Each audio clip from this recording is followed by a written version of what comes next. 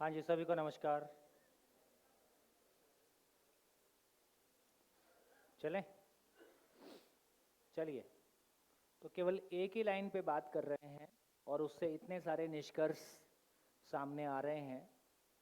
एक और बड़ा निष्कर्ष जो सामने आता है कि अभी हम आदमी को कैसे देखते हैं? मेल है, फीमेल है, गोरा है, काला है, धर्म है, देश है, जाति है, अमीर है, गरीब है। यहाँ से देखने का एक और ये जो नज़रिया अभी हमारा है ये बहुत अधूरा है, शरीर से जुड़ा हुआ है, इसमें हमको मानव दिखाई नहीं देता है। तो पहली बार मानव दिखने की शुरुआत यहाँ से है कि सामने वाला भी मेरे ही जैसा है। हम सब की मंजिल एक है, हम सभी सुखी होना चाहते हैं। अब कोई फ़र्क नहीं पड़ता कि आप 10,000 करोड़ कमाते हो कि आप 10 रुपया रोज़ कमाते हो, यात्रा सबकी एक ही है, सबकी मंजिल एक है। और इस मंजिल में अब यदि चर्चा करें कि इस मंजिल को कौन पहले पाएगा, अमीर पहले पाएगा।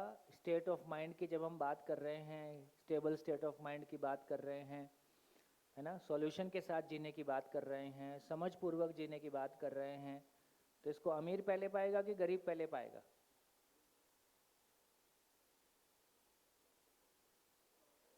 महिलाएं पहले समझेंगे कि पुरुष पहले समझेगा? इंडियन पहले समझेगा कि अमेरिकन पहले समझेगा? 20 साल वाला पहले समझेगा कि 40 साल वाला पहले समझेगा? पढ़ा लिखा पहले समझेगा कि अनपढ़ पहले समझेगा?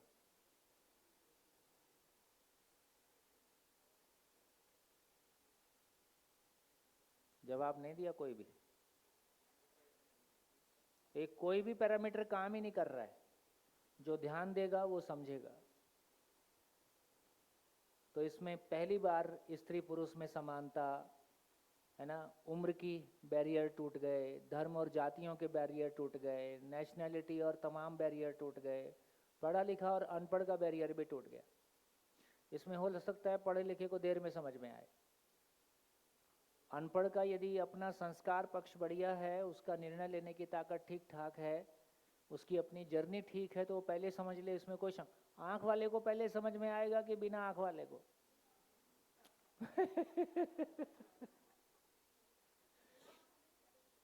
तो ये भी कहना बहुत मुश्किल है। मेरे ये बोलते बोलते वो सूरत की एक लड़की थी जो जन्म से ब्लाइंड थी। उसकी पता नहीं आँख में क्या, उसको कोई बीमारी क्या हुआ, ऐसा एकदम वाइट वाइट दो दिए ऐसे दिखते थे, इतने बड़े बड़े। मतलब ये वाला जो वाइट वाला हिस्सा था वो ऐसा बड़ा दिखता था। अब वो तो देखती नहीं थी, लेकिन उसका लिसनिंग इतना पावरफुल था कि जो कह दिया वो उसके चित्त में छप गया।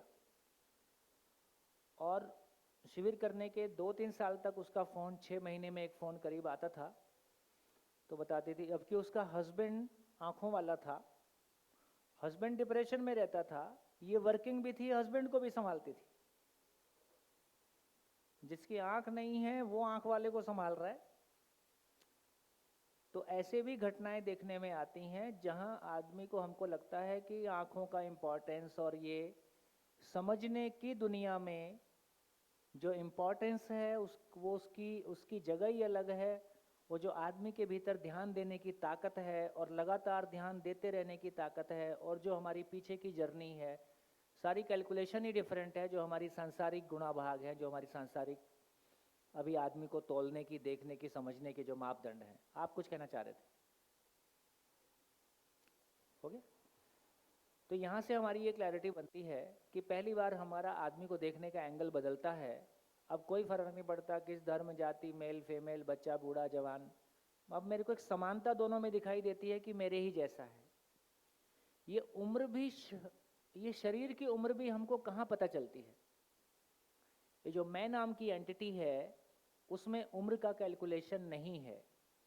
इसलिए पहली बार जब कोई हमको आंटी कहता है, अंकल कहता है, हमारे बाल आईने में देख के सफ़ेद दिखने लगते हैं, चेहरे में कुछ झुर्रियाँ आती हैं, तब हमको अपनी उम्र बढ़ने का एहसास होता है।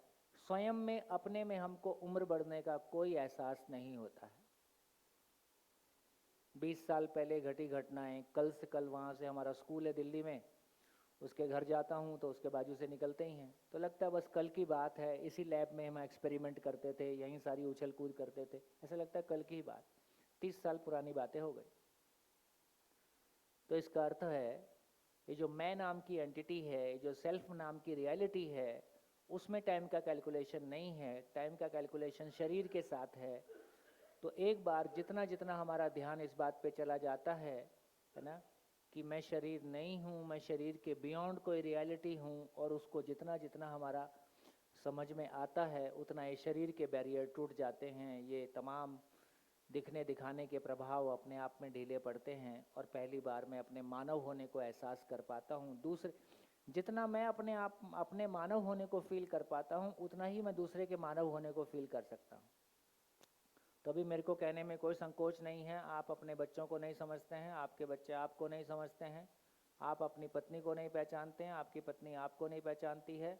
हम सभी अभी एक दूसरे के शरीर को देख रहे होते हैं, शरीर को पहचानते हैं, शरीर से पहचानते हैं, मानव के रूप में एक दूसरे को नहीं पहचानते हैं, क्योंकि मानव की पहली शुरुआत यहाँ से है कि हम सबकी मंजिल कोई एक है, हमका सबका सुख भी कोई एक है, हम सबके लिए समझ भी कोई एक है।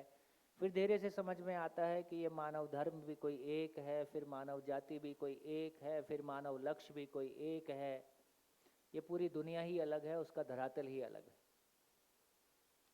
तो इस चर्चा से कि मानव जो कुछ भी करता है सुख की तलाश में करता है, एक सेंस ऑफ बिलोंगिंगनेस, एक अपनेपन का एहसास, दूसरों के साथ कनेक्ट होने की शुरुआत, यहाँ से अपनेपन का विस्तार, तो एक दूसरी दुनिया का दरवाज़ा हमारे लिए खुल जाता है, जहाँ अभी हमारे अपनों की सीमा हमारे परिवार की सीमा तक है।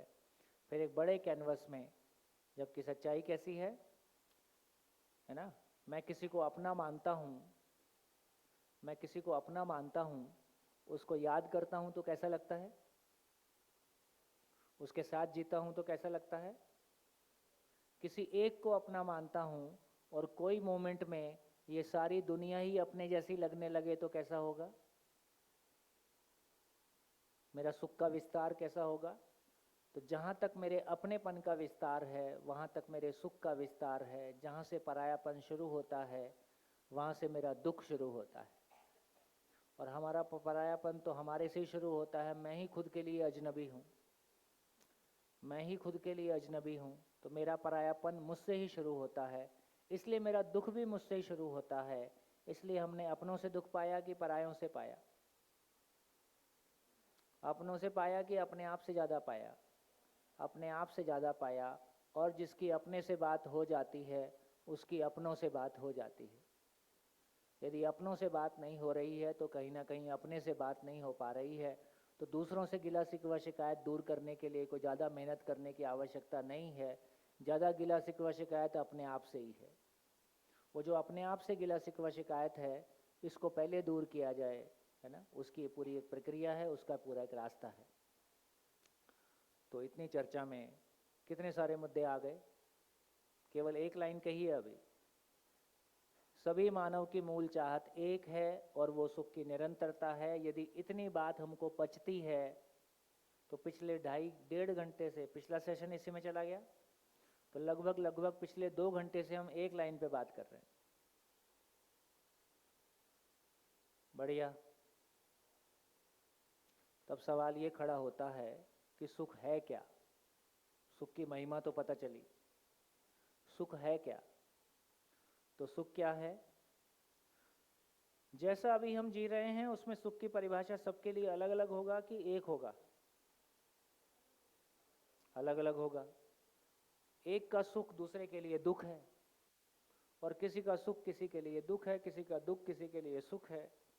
यही हमारा झंझट है।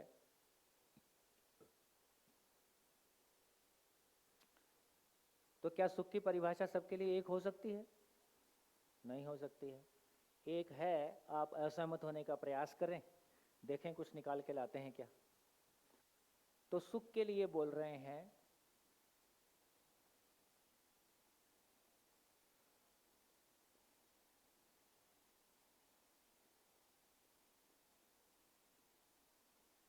स्वीकृति के भाव में जीना सुख है।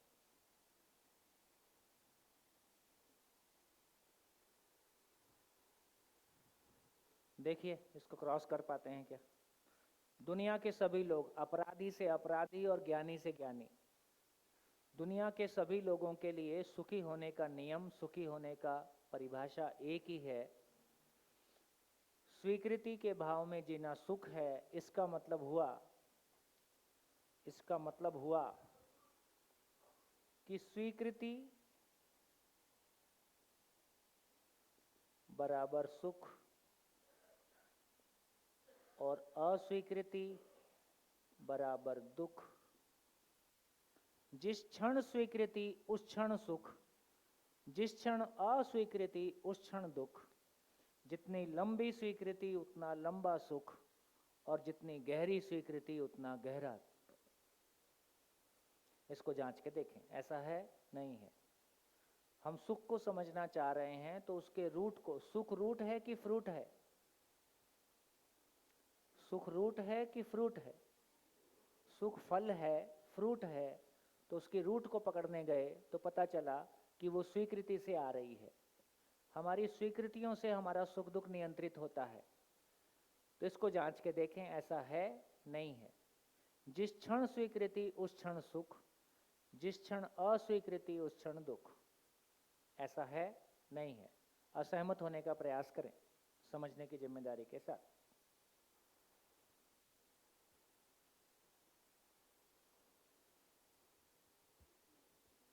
हाँ जी, माइक। हेलो सर, सपोज मेरे को किसी ने चाटा मारा, हाँ, और मैंने उसको स्वीकृति दे दी, पर मुझे दुख तो हुआ ना। मुझे आपको स्वीकृति देने के लिए कहा किसने? तो मैं दुखी तो हुआ ना। तो स्वीकृति तो दुखी हुए, क्योंकि स्वीकृति नहीं है चाटा खाने की। पर उसमें चाटा मेरा तो खाने करोल की ही था। स्वीकृति नहीं है, इसलिए आप दुखी हुए। सच्चाई इतनी ही है। और बोलिए, और बोलिए। असहमत होने के लिए पूरा दम लगाएं तो बहुत सारे बारीक तार पकड़ में आएंगे। हाँ जी। दुनिया के सभी लोगों के लिए स्वीकृति बराबर सुख, अस्वीकृति बराबर दुख। ऐसा है नहीं है। माइक, इधर माइक। थोड़ा खड़े हो जाएंगे तो अच्छा है। हेलो, ये बात व्यक्तिगत स्तर पे तो ठीक है। मैं व्यक्तिगत रूप से स्वीकृति दे सकता हूँ बहुत सारी चीज़ों की, लेकिन परिवार के स्तर पे और समाज के स्तर पे ये प्रैक्टिकली बिल्कुल भी पॉसिबल नहीं लगता। आप एग्जाम्पल बताएं। जैसे मेरे परिवार पे किसी ने हमला कर दिया, कोई तो किसने कहा उसमें स्वीकृति देना है?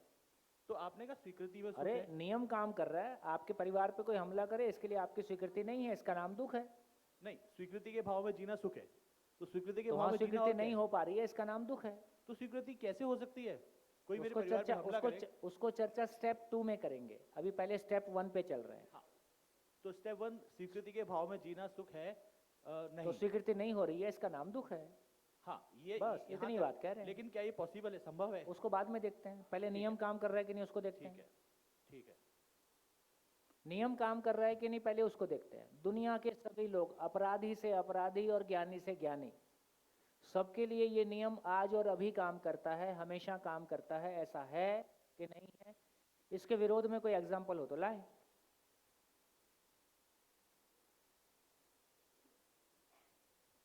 लगाओ भाई, दम लगाओ। हेलो, हाँ जी, कहाँ हो आप? मैं वही हूँ अच्छा, हाँ जो हाँ पहले था। हाँ हाँ। मनुष्य जो है वो निश्चित रूप से हम ऐसा सुनते हैं जब हम कुछ स्पिरिचुअल टॉक सुनते हैं, फिलोसॉफी कि एक प्रवाह के साथ, एक फ्लो के साथ बहना चाहिए।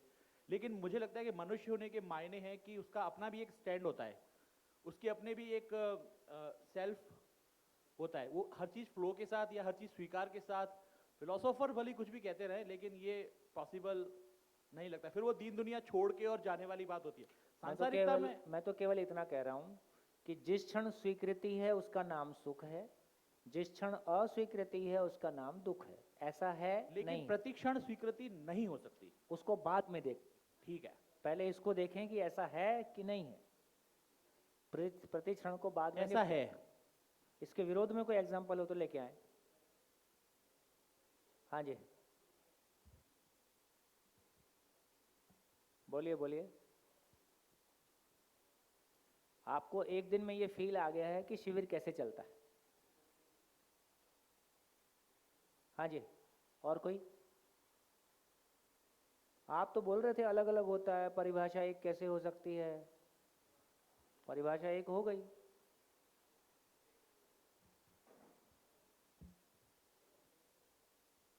सर जब कोई मजबूरी में ऐसा करे तो, जैसे कि अगर कोई भीख मांग रहा है, हाँ ठीक है, अब उसकी स्वीकृति नहीं चाहते हुए भी, हाँ क्योंकि उसकी मजबूरी है, उसका जीवन चलाना है, तो हाँ। दुखी तो है ना वो। तो ये स्वीकृति क्या होती हुआ? है, ये स्वीकृति है क्या? स्वीकृति है, ये फिर दुख स्वीकृति भी है कि समझौता है? हाँ, समझौता है। बस। समझौते का मतलब है ज्यादा दुखी होने की बजाय कम दुखी होने वाले समीकरण को स्वीकार लेना। नहीं मांगूंगा, ज्यादा दुख पाऊंगा। जैसे जब हम लोग गवर्नमेंट के साथ में शिविर करते हैं तो कुछ लोग, कुछ समाज के लोग होते हैं, कुछ लोग आए गए होते हैं, कुछ लोग लाए गए होते हैं, कुछ लोग बाई ऑर्डर भेजे जाते हैं। तो उनको बहुत थोड़ा सा शुरू के दिन में परेशानी रहती है, क्योंकि वो स्वेच्छा से नहीं आए हैं। पर नहीं आते तो कोई एक्शन होगा तो ज़्यादा बड़ा दुख मिलेगा। चलो भाई, ज़्यादा बड़ा दुख मिलेगा तो जो जो वहाँ जाके झेलना होगा उसको झेल लेंगे। तो ये समझौता है। तो ये विलिंग एक्सेप्टेंस नहीं है। स्वीकृति का मतलब है स्वेच्छा से स्वीकार किया। जब हम स्वेच्छा से स्वीकार करते हैं वही सुख है। दबाव में स्वीकार किया तो वो समझौता है, स्वीकृति नहीं है। बढ़िया जी। नमस्कार। एक उदाहरण है हाँ कि जैसे कोई अच्छे भले व्यक्ति थे, संत थे, और पानी में बिच्छू बहता हुआ जा रहा था। अब वो चाहते हैं कि उसको हम बाहर निकालें, मरने न दें, बह जाएगा वो। तो वो बार बार उसको हाथ में लेकर के निकालने की कोशिश करते हैं, पर बिच्छू उसको डंक मारता और वो हाथ से छूट जाता। इस तरह से 3-4 बार उन्होंने प्रयास किया। तो उस समय उनको कष्ट तो हो ही रहा था, बिच्छू तो बराबर अपना काम कर रहा था, तो वो डंक मारने का कष्ट तो हुआ उनको। तो ठीक ये दुख उनको झेलना पड़ा। ये मेरा प्रश्न था। क्या करें इनका? बताओ महाराज का क्या करें? उनको कोई सार्थक काम नहीं है, किसी मानव के साथ जाके काम करते, बिच्छू के साथ उलझ रहे हैं? दुनिया में इतना कष्ट है आदमी को, कुछ उनके साथ ही कर लेते, है ना? तो सार क्या निकला? सार इतना ही निकला कि उनकी स्वीकृति है ऐसा करने में। बस सिंपल। उनका बचाने का, उनका जो सुख है कि मैंने बिच्छू को बचा दिया, वो ज्यादा बड़ा है, डंक छोटा है, इसलिए खा लिया। बचाने का सुख है, बचाने की स्वीकृति है। और बोलिए, और बोलिए। लगाइए लगाइए, दम लगाइए। आप दम लगा नहीं रहे हो।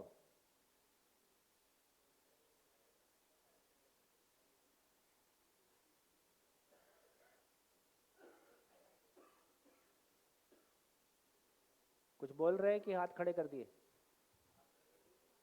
सर। हाँ जी, कहाँ हो? थोड़ा खड़े होके बोलोगी तो। हाँ जी सर, हाँ किसी की अधीनता स्वीकार नहीं करना, ये भी तो सुख है। हाँ। अधीनता स्वीकार नहीं हो रही है तो ये अस्वीकृति है, इसका नाम दुख है। अधीनता स्वीकार करने का स्वीकृति हम में नहीं है, स्वीकारना किसी पड़ता की है। अधीनता स्वीकार नहीं करना, हाँ तो वो हमारे लिए सुख हुआ ना। हाँ, है ही है। अस्वीकृति है चूंकि। तो अस्वीकृति सुख है ना यहाँ। पैसे का लालच है और उस समय किसी की 4 बातें उटपटांग भी सुनना पड़ता है, हम सुन लेते हैं क्योंकि हमारी स्वीकृति है। तो उस क्षण के लिए तो ठीक ही लगता है। हाँ जी, कोई ठोस बात आई नहीं अभी।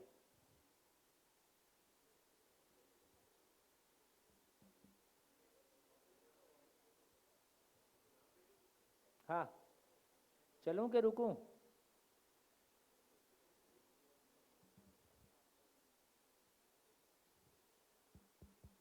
दुनिया के सभी लोगों के लिए ये नियम ऐसे ही काम करता है कि जिस क्षण स्वीकृति उस क्षण सुख, जिस क्षण अस्वीकृति उस क्षण दुख। ऐसा है नहीं है। हो गया? कुछ कहने को नहीं है? सर मैं उठो। अपनी बात क्लियर करना चाह रही थी। हाँ सर जैसे फॉर एग्जांपल महाराणा प्रताप जी ने अकबर जी की अधीनता स्वीकार नहीं की, अकबर हाँ की अधीनता स्वीकार हाँ नहीं की, हाँ। तो वो महाराणा प्रताप जी के लिए तो सुख था ना, तो यहाँ पे अस्वीकृति थी। अच्छा अच्छा तो अच्छा, अस्वीकृति गुड गुड प्रताप गुड, जी के अच्छा लिए सुख। एग्जाम्पल लेके आई। देखिए तो क्यों महाराणा प्रताप के पास जाएं, अपने घर में ही बात कर लेते हैं। 4 लड़के साथ में बैठ के शराब पी रहे हैं और 5वां पीता नहीं है, तो 5वां शराब पीने को अस्वीकार कर देता है और अस्वीकार करके वो सुखी होता है। हम कह रहे हैं कि स्वीकृति में जीना सुख है और वो अस्वीकार करके सुखी होता है, तो ये क्या हुआ? तो अस्वीकृति देने की स्वीकृति है, अस्वीकृति देने की स्वीकृति है, तो फाइनली वो अपनी स्वीकृति के साथ ही है। तो महाराणा प्रताप को अधीनता ना स्वीकार करने की स्वीकृति है, तो महाराणा प्रताप अपनी स्वीकृति के साथ ही हैं, इसलिए उनको ठीक लगता है। हाँ जी, और बोलिए। हाँ जी, माइक पीछे।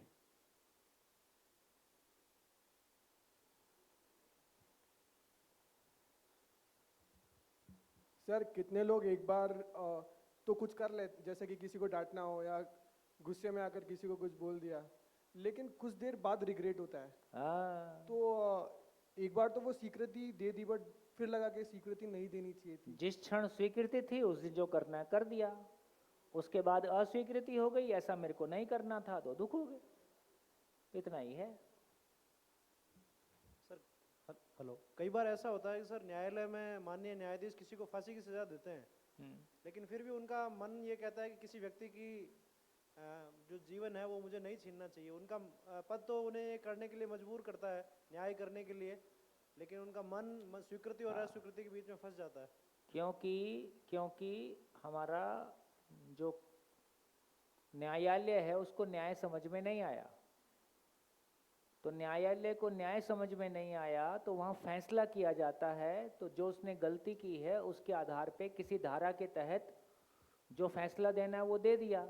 लेकिन मानव देने वाला भी है, मानव लेने वाला भी है। जब मानव की कसौटी पे कस के देखते हैं तो किसी मानव की जान लेना वो हमको स्वीकार नहीं होता है। तो जान लेने को स्वीकार नहीं होता है, इसका नाम दुख है। फैसला लेना उसका कर्तव्य है, फैसला लेने की उसकी स्वीकृति है, वो उसको देना होता है, इसलिए वो देना भी है क्योंकि वो उसका कर्तव्य भी है। उसको उतनी ही समझ है कि यही मैं कर सकता हूँ। दूर ना जाएं, अपने ही घर में होता है। बच्चा कुछ गलती करता है, हम उसको डांट देते हैं, डांटने के बाद हमको खराब ही लगता है, फिर लगता है कि ऐसा करने की ज़रूरत नहीं थी, इसका कोई और भी रास्ता हो सकता था, लेकिन और कोई रास्ता हमको पता नहीं है, तो दोबारा भी करते हैं और हम ऐसे ही दुखी होते रहते हैं और संबंध खराब होते रहते हैं। बढ़िया। हाँ जी, और कुछ हो गया? आगे बढ़ें? हो गया। तो इससे ये पता चला कि स्वीकृति बराबर सुख। तो इससे जो बात भाई साहब ने आगे कही थी उसको वहाँ पे ले चलते हैं। हम सुख की निरंतरता चाहते हैं, हम सुख की निरंतरता चाहते हैं, तो स्वीकृति की निरंतरता हो जाए, यही एकमात्र रास्ता है। ये बात बिल्कुल ठीक है। आपका जो एक्सटेंशन था वो बिल्कुल ठीक है, बात तो यही होगी। लेकिन ये भी समझ में आता है कि हमारी स्वीकृति किस बात के लिए है। तो हमारी स्वीकृति तो ऐसा नहीं कहा जा रहा है कि आपके बाजू में गंदगी पड़ी है और स्वीकृति के भाव में जीना सुख है और आप बैठे रहो बदबू सूंघते रहो, ऐसा नहीं कहा जा रहा है। पत्नी बोल रही मैं तुमको हमेशा के लिए छोड़ के जा रही और स्वीकृति के भाव में जीना सुख है, बाय।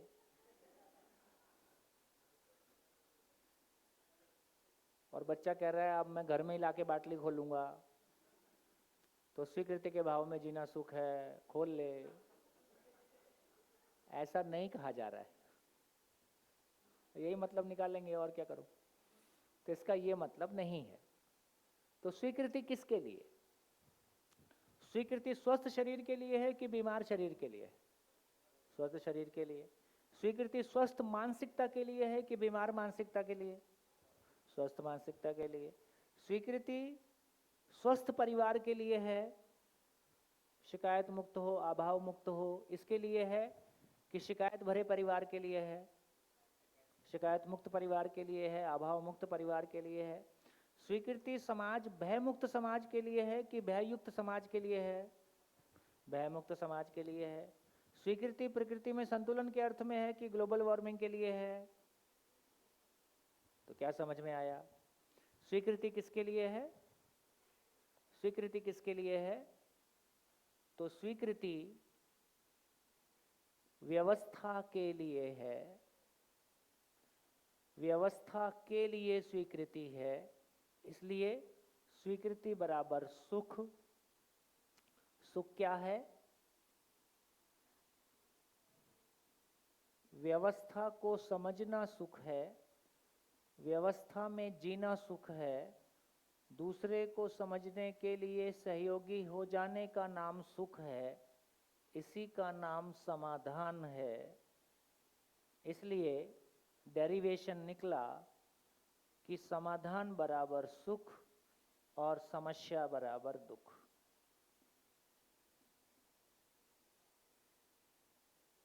ये सुख का डेरिवेशन है।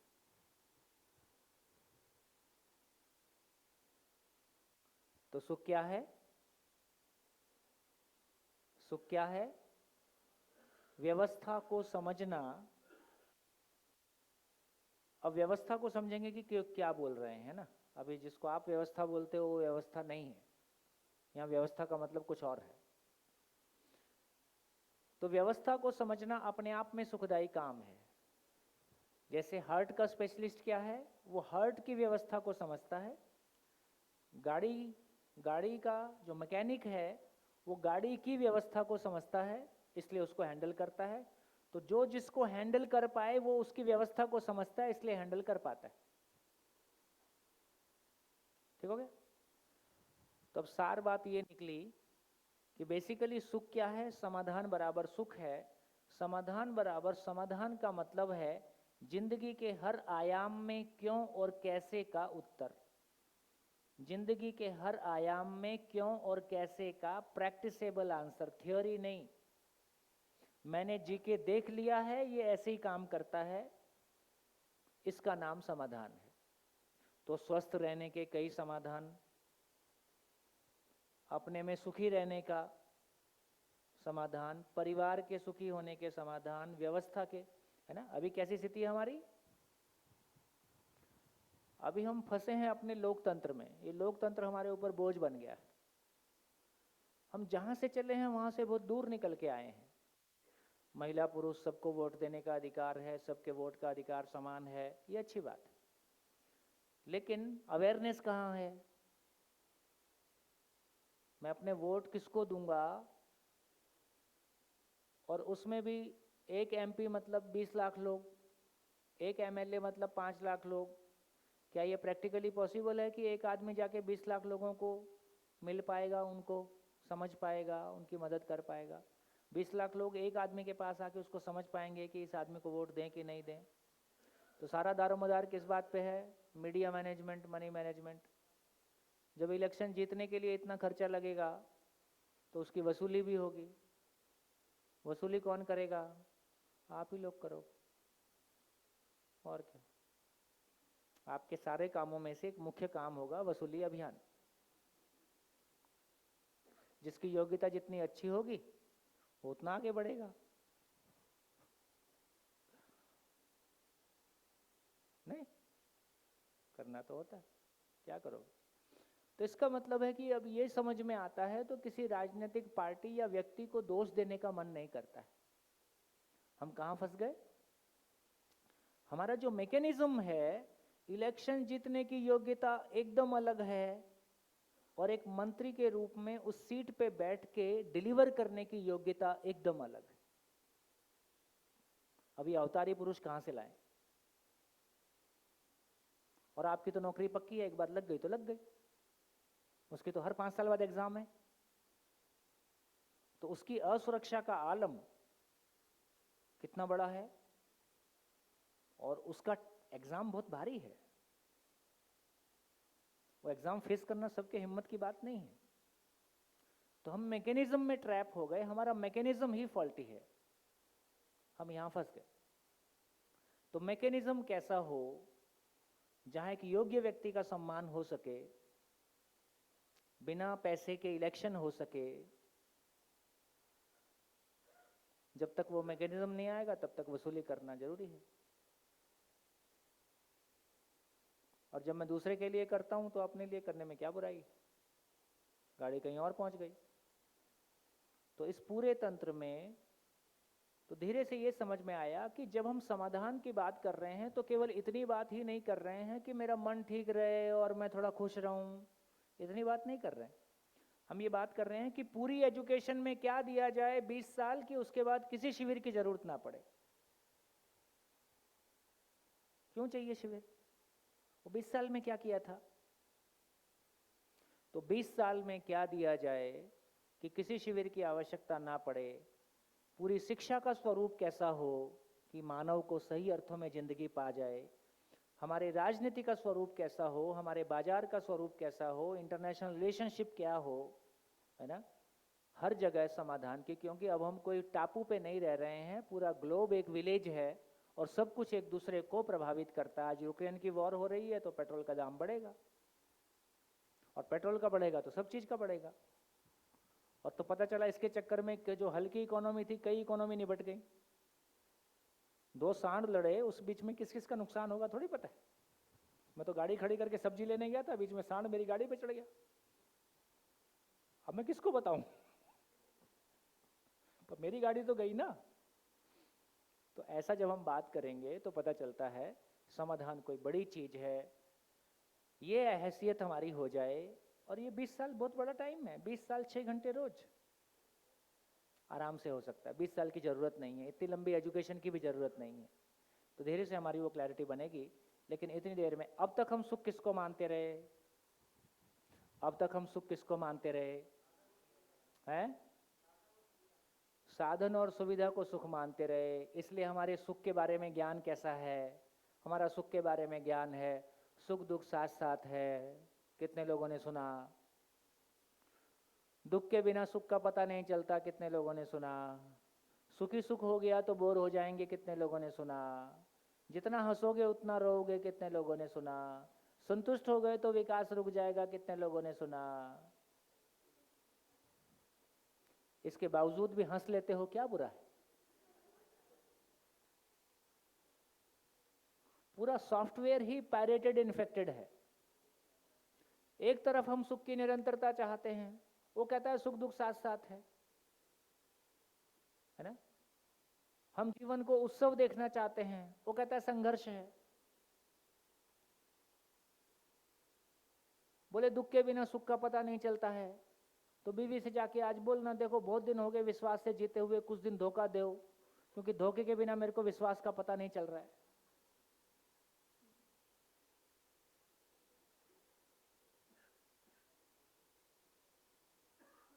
बोले जितना हंसोगे उतना रोओगे, तो हंसते हंसते भी डर के मारे रुक जाते हैं कि रोना पड़ेगा। तो जितनी तमाम परिभाषाएं हमारे पास सुख की हैं, पहला सुख निरोगी काया, दूजा सुख, है ना, घर में माया, ये सारे ही साधन के बारे बात कर रहे हैं। इसमें समाधान की कोई बात नहीं हो रही है। तो बेसिकली सुख हमको समझ में नहीं आया। ये जितनी बातें हैं गलत नहीं है, लेकिन जब मैं स्वयं को शरीर मान के जीता हूँ, जिंदा रहने के धरातल पर जीता हूँ, तब ये सारी बातें ठीक है। तो सुख दुख साथ साथ है कब? जब मेरे लिए शरीर इंद्रियों का सुख दुख ही सुख दुख है, तब ये ठीक है। क्योंकि इंद्रियों से कभी अच्छा लगेगा, कभी अच्छा नहीं लगेगा। कभी शरीर बीमार होगा, कभी स्वस्थ होगा, कभी मौसम बदलेगा, कभी कुछ होगा। तो शरीर की अनुकूलता प्रतिकूलता को हमने सुख दुख माना है, इसलिए सुख दुख साथ साथ है। इसलिए सुखी सुख हो गया तो बोर हो जाएंगे। मीठा खाते खाते मीठे से बोर होते हैं, नमकीन खाते खाते नमकीन से बोर होते हैं। ठंडी के बाद गर्मी की इच्छा होती है, गर्मी के बाद तो मौसम बदलता है, तो तमाम भौतिक क्षेत्र में हमारा मन परिवर्तनशील ही रहेगा। नीला नीला पहन लिया तो दूसरा कलर पहनने की इच्छा होती है, वो पहन लिया तो सफ़ेद पहनने की इच्छा होती है ना। तो ये जितनी भी बातें कही गई हैं, ये स्वयं को शरीर मान के जिंदा रहने के धरातल पर शरीर की अनुकूलता प्रतिकूलता को, तो हमारे सुख दुख की परिभाषा शरीर से आगे गई ही नहीं है। इसलिए जितना हंसोगे उतना रोओगे। हंसोगे का मतलब इंद्रियों को भोगोगे तो हंसोगे, इंद्रियों को भोगोगे तो वो बेचारा टूट फूट हो जाती है। तो हमारे सुख दुख की परिभाषा इंद्रियों के आगे नहीं है, और इंद्रियों के आगे जो कुछ कहा गया है वो हमको पकड़ में आता नहीं है। अब समाधि के बाद कुछ होता होगा वो हमको पकड़ में आता नहीं है, समाधि हमारी पहुंच में नहीं है ना। तो घूम फिर के जो कुछ कहा जा रहा है उसमें जीने की जगह नहीं है। तो इसका मतलब है जो कुछ हमको सुख के नाम पे कहा गया वो सब गड़बड़ निकल गया, वो सब खराब सॉफ्टवेयर है। तो व्यवस्था को समझना सुख है, तो बेसिकली व्यवस्था को समझना थोड़ा सा जरूरी काम है। व्यवस्था को समझने के लिए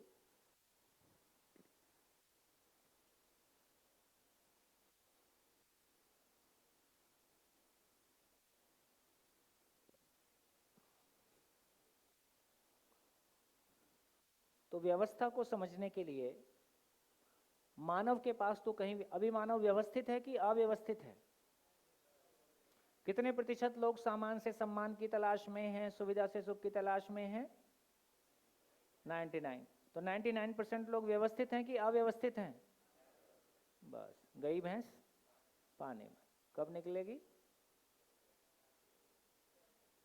7 दिन के शिविर के आखिरी दिन।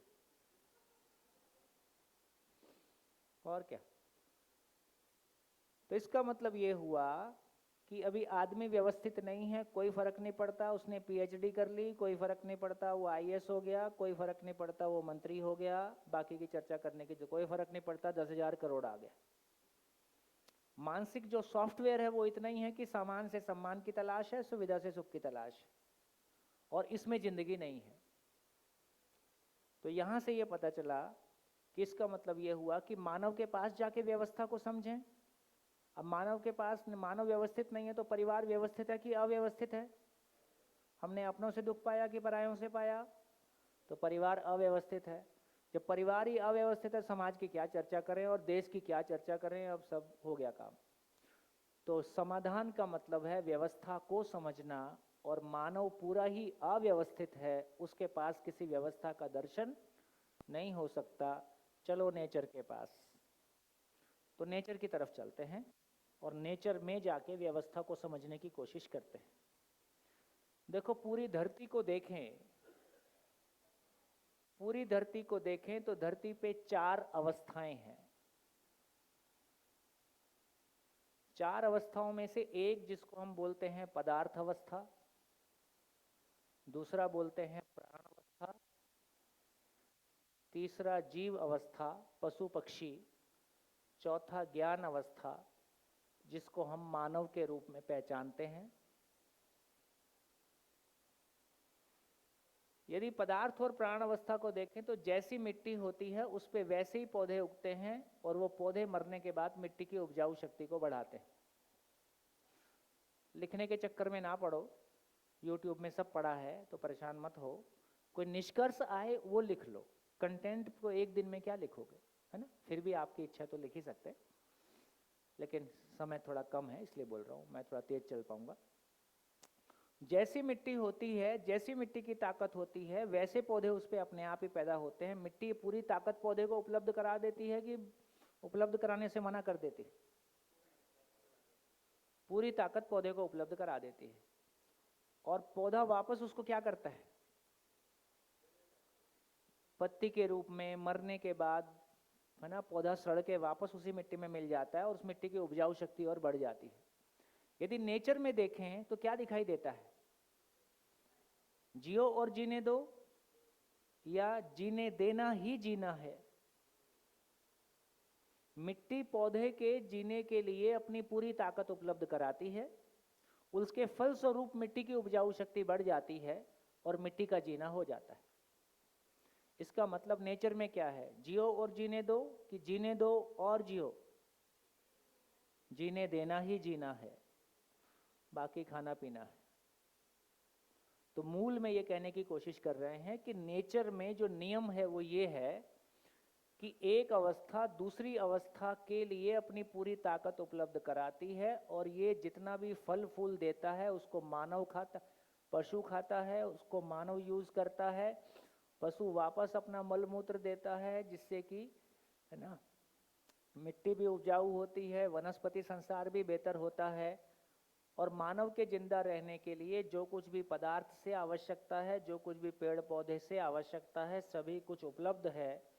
लेकिन इस मानव ने जो पदार्थ को लौटाया, जो पेड़ पौधे को लौटाया और जो पशु पक्षी को लौटाया, उसका एक शब्द में नाम ग्लोबल वार्मिंग है।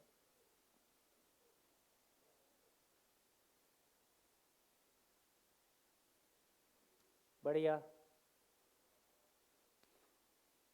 अब यदि मानव नीचे आए तो वैसे तो नीचे आने की जरूरत नहीं है। मानव पैदा होता है तो किसी परिवार में पैदा होता है। परिवारों के समूह का पूरी धरती पे एक नाम समाज है। ये समाज ठीक से चलता रहे उसके लिए कुछ मानवकृत व्यवस्थाएं मानव ने बनाई हैं।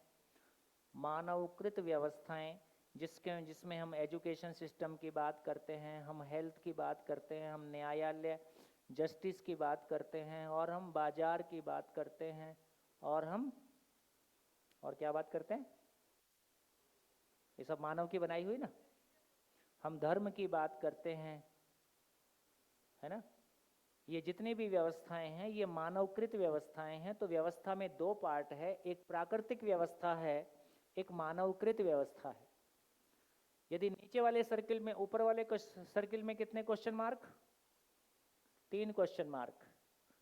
ये जो आचरण है ये क्वेश्चन मार्क में है। नीचे में देखेंगे तो मानव जैसे जैसे एक बच्चा जवान होता है उसको लगता है परिवार उसको समझ नहीं पा रहा है, परिवार को लगता है बच्चा बिगड़ रहा है, परिवार को लगता है समाज का अध्यक्ष ठीक नहीं है, अध्यक्ष को लगता है परिवार गैर जिम्मेदार है। युवा ने पूछो समाज के लिए तुम्हारी क्या जिम्मेदारी है, वो कहता है समाज ने दिया ही क्या है, और गई भैंस पानी में। क्वेश्चन ही क्वेश्चन, सब तरफ क्वेश्चन।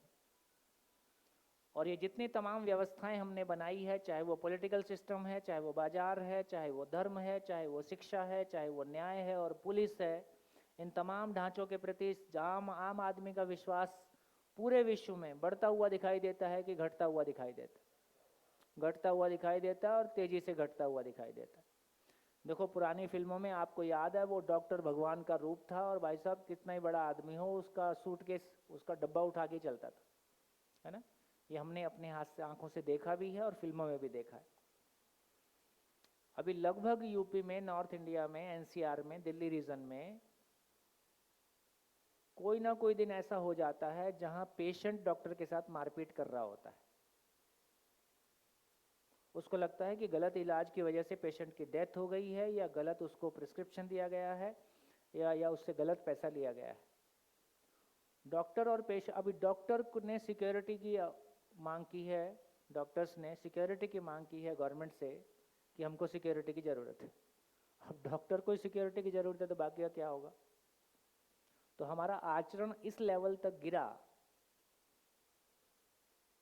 कि पूरा सिस्टम ही आपके अगेंस्ट खड़ा हो गया, या बहुत बड़ा वर्ग आपके प्रति अविश्वास करता है। वही अविश्वास पुलिस के प्रति है, वही अविश्वास सरकार के प्रति है ना, सिस्टम के प्रति है। तो इन सारी चीज़ों को देखते हुए ये समझ में आता है कि नीचे वाला सिस्टम तो बहुत प्रॉब्लम में है। इसका एक नाम मिला के फैमिली वार्मिंग है। तो दोस्तों यहाँ तो कोई आशा की किरण नहीं है, तो ऊपर ही चलते हैं। ऊपर ही चलते हैं तो अब हम यदि व्यवस्थाओं को देखते हैं तो समझ में आया कि पदार्थ का आचरण अपने आप में निश्चित है कि अनिश्चित है? निश्चित है। तो पदार्थ के आचरण निश्चित होने का उसके मूल में एटम का कॉन्फ़िगरेशन है। तो एक एटम अपने आप में, लोहे का एटम धरती पे भी वही मिलेगा, चांद पे भी वही मिलेगा, मंगल पे भी वही मिलेगा। तो किसी भी पदार्थ में मूलतः एटम जो उसका है वो अपने आप में एक निश्चित स्वरूप में है, जिसको कि मात्रा बोला, उसके आधार पे पदार्थ के आचरण की निश्चितता है। लोहा मतलब लोहे का ही काम करेगा। हमको लोहे पे विश्वास ज्यादा है कि आदमी पे है? हमको लोहे पे विश्वास ज्यादा है कि आदमी पे? लोहे पे। छत के नीचे आराम से बैठे हैं ना, ये तो ऐसा नहीं करता ना आज संडे है नहीं उठाऊंगा। तो लोहे के आचरण के प्रति हमारी विश्वास है। किसी भी आचरण के प्रति विश्वास का आधार उस आचरण की निरंतरता है ना। निरंतर ऐसा नहीं करेगा तो हम विश्वास नहीं करेंगे। पेड़ पौधे के प्रति हमारे आचरण को हम विश्वास करते हैं कि नहीं?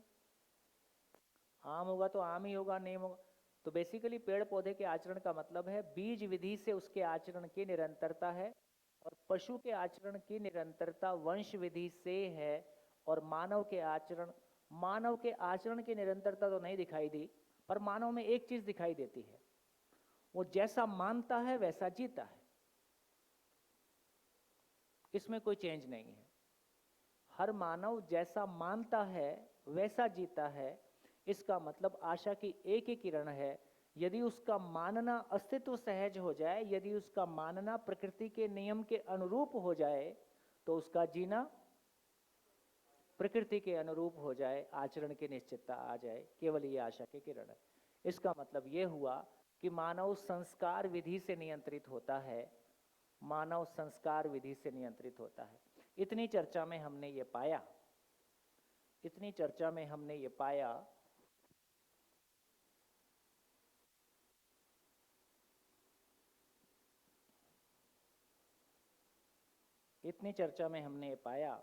कि इसका मतलब व्यवस्था किसको बोलते हैं?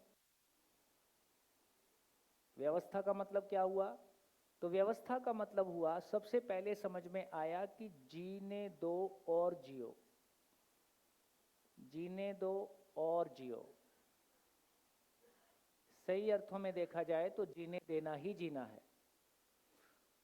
दूसरी बात क्या समझ में आया? दूसरा बात समझ में आया कि पूरे एग्जिस्टेंस को देखा तो पता चला कि एग्जिस्टेंस इज को एग्जिस्टेंस। पूरा एग्जिस्टेंस को देखा तो एक सब एटॉमिक पार्टिकल से लेके गैलेक्सी तक आपस में एक रिलेशनशिप है, और सभी एक दूसरे को व्यवस्था के अर्थ में पहचानते हैं। तो को एग्जिस्ट करती हैं चीजें। तो इसका यह भी पता चला कि प्रकृति स्वयं में व्यवस्था है। प्रकृति स्वयं में व्यवस्था है, वो अव्यवस्था नहीं है। उसका पता चला कि हर इकाई स्वयं में व्यवस्था है, अपने आप में व्यवस्था है, और समग्र व्यवस्था ऑर्डर एज ए होल में उसका एक रोल है, में वो भागीदार है। कैसे? हर इकाई अपने आप में व्यवस्था है। देखो कितना बढ़िया है। हम किडनी काटते हैं और दूसरी किडनी उसकी जगह में रख देते हैं। इसका मतलब वो पार्ट अपने आप में कंप्लीट है, तभी रिप्लेस कर पाए। यदि वो पार्ट अपने आप में कंप्लीट ना होता तो हम उसको रिप्लेस नहीं कर सकते हैं। हम हार्ट को रिप्लेस कर सकते हैं, किडनी को रिप्लेस कर सकते हैं। तो मानव के शरीर में किडनी एक पार्ट है, किडनी अपने आप में व्यवस्था है, शरीर की पूरी व्यवस्था में उसका कोई रोल है। उसी तरह से एटम अपने आप में एक व्यवस्था है ना, मॉलिक्यूल के साथ उसका एक रोल है, सेल अपने आप में एक व्यवस्था है, ऑर्गन में उसका कोई रोल है, और ये प्लेनेट अपने आप में एक व्यवस्था है, सौर मंडल में उसका कोई रोल है, ये सौर मंडल अपने आप में एक व्यवस्था है, और गैलेक्सी का पार्ट है। तो इस रूप में हम पूरे ब्रह्मांड को देखते हैं, ये अपने आप में व्यवस्थित दिखाई देता है। व्यवस्थित होने के मूल में हर इकाई सब एटॉमिक एटम से लेके और सारी इकाइयां अपने आप में व्यवस्था का स्वरूप है, और वो बड़ी व्यवस्था में एक निश्चित उसकी भूमिका है, ऐसा करता हुआ दिखाई देता है। एक ही इकाई प्लेनेट पे ऐसी है जो अपने आप में अव्यवस्थित है और अव्यवस्था में भागीदार है। कौन? मानव। हम पढ़े लिखे मानव। हम पढ़े लिखे मानव का जो मैनिफेस्टेशन है वो ग्लोबल वार्मिंग और फैमिली वार्मिंग के रूप में होता हुआ दिखाई देता है। ये इसका प्रमाण है कि हम अव्यवस्था फैला रहे हैं। ये इसका प्रमाण है कि हम व्यवस्थित नहीं है। हमने अपनों से दुख पाया है, अपने में दुख पाया है। दुख पाना मानव की किस्मत नहीं है, दुख पाना मानव की नियति नहीं है। केवल अपने आप को ना समझने की सूचना दुख के रूप में है। इसलिए दुख का एक बहुत बढ़िया सूत्र है, नियम का विरोध ही दुख है। नियम का विरोध ही दुख है। जब भी जिंदगी में दुख आया तो उसका एक ही मतलब है, किसी नियम का विरोध हुआ है, किसी नियम को हम नहीं समझ पा रहे हैं, उसके फलन में दुख सामने आया है। इससे यह भी पता चला, यदि मानव में देखें तो हर इकाई, पूरे नेचर में देखें तो हर इकाई स्वनियंत्रित है, हर इकाई स्वनियंत्रित है, हर इकाई स्वानुशासित हर इकाई स्वानुशासित है ना। इसके ये भी पता चला कि हर इकाई का आचरण कैसा है? हर इकाई का आचरण कैसा है? निश्चित है कि अनिश्चित है? हर इकाई का आचरण कैसा है? निश्चित है। और एक मानव को दूसरे मानव से कैसे आचरण की अपेक्षा है? निश्चित हो कि अनिश्चित हो? और एक मानव को स्वयं से कैसे आचरण की अपेक्षा है? निश्चित हो कि अनिश्चित हो? निश्चित हो। तो मेरा स्वयं का आचरण, निश्चित आचरण का मतलब है ऐसा आचरण जो हमेशा मेरे लिए और सभी के लिए सुखदायी है, मेरे भाव और विचार की वो क्वालिटी, मेरा स्टेट ऑफ माइंड। तो इसका मतलब है, और ये पूरी व्यवस्था कैसी है? नीचे से ऊपर है या ऊपर से नीचे है? नीचे से ऊपर का मतलब बॉटम अप है। बॉटम अप का मतलब है दो पार्टिकल मिलके एटम फॉर्म कर रहे हैं, एटम मिलके मॉलिक्यूल फॉर्म कर रहे हैं, मॉलिक्यूल मिलके कोई पिंड फॉर्म कर रहे हैं, सेल मिलके ऑर्गन फॉर्म कर रहे हैं, ऑर्गन मिलके बॉडीज फॉर्म कर रहे हैं, प्लेनेट मिलके सौरमंडल फॉर्म कर रहे हैं, वो मिलके गैलेक्सी फॉर्म कर रहे हैं। इसका मतलब कैसा है? बॉटम अप है ना, नीचे से ऊपर की ओर है। अब थोड़ा सा अपनी बनाई व्यवस्था की बात कर लेते हैं।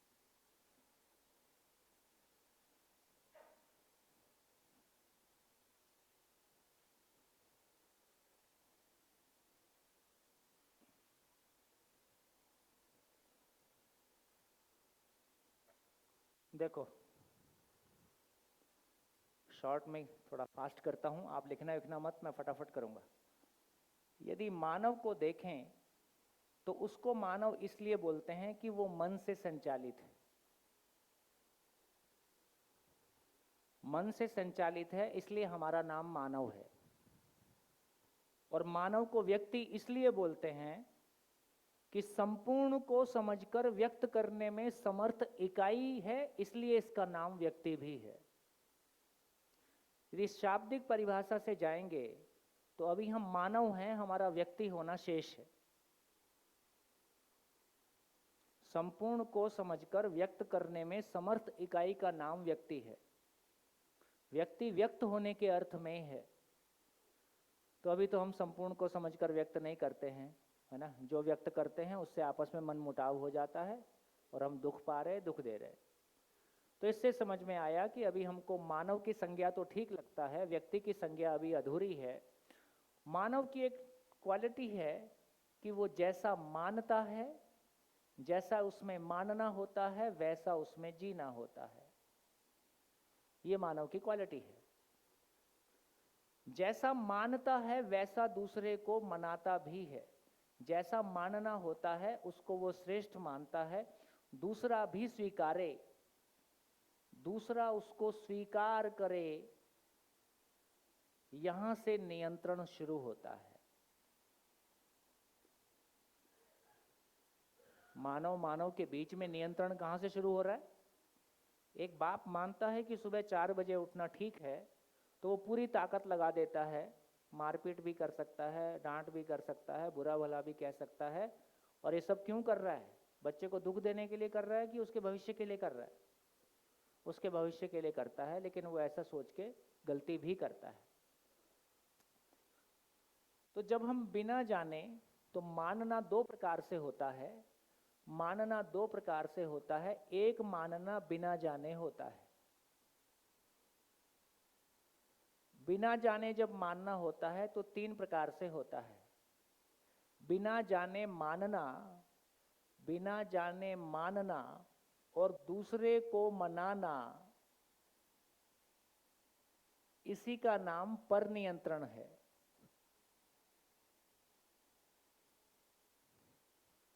इसी का नाम पर नियंत्रण है और इसी का नाम शासन है। शासन क्या है? शासन, अभी हमारी व्यवस्था कैसी है, हम उसको नाम देते हैं शासन व्यवस्था। शासन व्यवस्था एक शब्द है कि दो शब्द है? उसका मीनिंग हम एक लेते हैं कि दो लेते हैं? मीनिंग एक लेते हैं, शासन व्यवस्था। शासन व्यवस्था का मतलब है कि शासन उसमें मैकेनिज्म है, व्यवस्था उसका फल है। शासन का मतलब एक व्यक्ति दूसरे व्यक्ति को नियंत्रित करेगा, एक व्यक्ति दूसरे व्यक्ति को चलाएगा। तो शासन का मतलब है एक व्यक्ति दूसरे व्यक्ति को चलाएगा, तो कैसे चलाएगा? कैसे चलाएगा? अभी दूसरे की बात छोड़ो, हम अपने आप को कैसे चला रहे? कभी भय से हम अपने आप को मनाते हैं, कभी लालच से हम अपने आप को मनाते हैं, कभी आस्था से अपने आप को मनाते हैं। यही करते हैं। कभी कोई भय से अपने आप को नियंत्रित, जितनी बातें हम मान रहे हैं उतनी बातें क्यों मान रहे हैं? तो कभी आस्था है, कभी कोई चीज का लालच है, कभी कोई चीज का भय है। तो पर नियंत्रण करने के लिए या बिना जाने जब मैं अपने आप को मनाता हूं बहुत सारे मामलों में, कभी मैं भयवश मानता हूं, कभी मैं प्रलोभनवश मानता हूं, कभी मैं आस्थावश मानता हूं। अब देखो, एक मानव अपने आप को मनाएगा तो कैसे मनाएगा? कभी भय से, कभी प्रलोभन से, कभी आस्था। जब हम अपने परिवार के लोगों को नियंत्रित करने की कोशिश करते हैं तो कैसे नियंत्रित करते हैं? कभी भय से, पप्पा को बता दूंगी, पप्पा ना हुए गब्बर सिंह हो गए, है ना, भूत आ जाएगा, है ना, भगवान नाराज हो जाएंगे। तो कभी आस्था से, कभी प्रलोभन से। जब समाज की बात करते हैं तो हम एक दूसरे को कैसे मनाएंगे?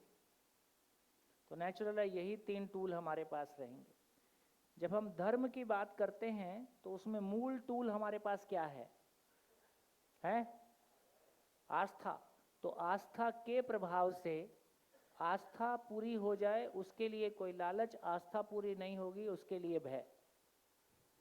देखो, रोजा कब आता है कब जाता है अपने को पता नहीं चलता है, लेकिन नवरात्रि आती है तो चलो पहला ही आखिरी रख, पहला रख लें, आखिरी रख लें, कुछ तो कर लें, है ना। कोई करता है, कोई नहीं करता है। लेकिन आस्था है तो कोई भय काम करता है, तो उसके लिए कोई लालच काम करता है। यदि मैं किसी आस्था से जुड़ा हुआ नहीं हूं तो उसका कोई नियंत्रण मेरे ऊपर काम नहीं करता। तो धर्म का जो मूल नियंत्रण करने का तरीका है वो क्या है? आस्था है। व्यापार कैसे, व्यापार में हम कैसे एक दूसरे को नियंत्रित करते हैं या हम कैसे नियंत्रित हो रहे हैं? लालच।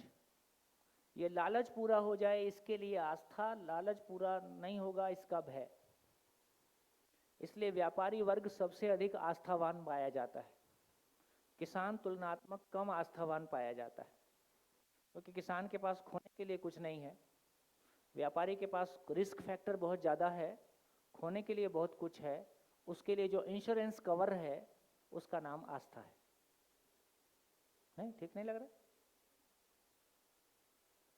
मैंने थोड़ा सा क्लियर बोल दिया। मूल में व्यापार। शिक्षा की बात करें तो शिक्षा में हम कैसे नियंत्रित हो रहे हैं, कैसे नियंत्रित कर रहे हैं? अच्छा,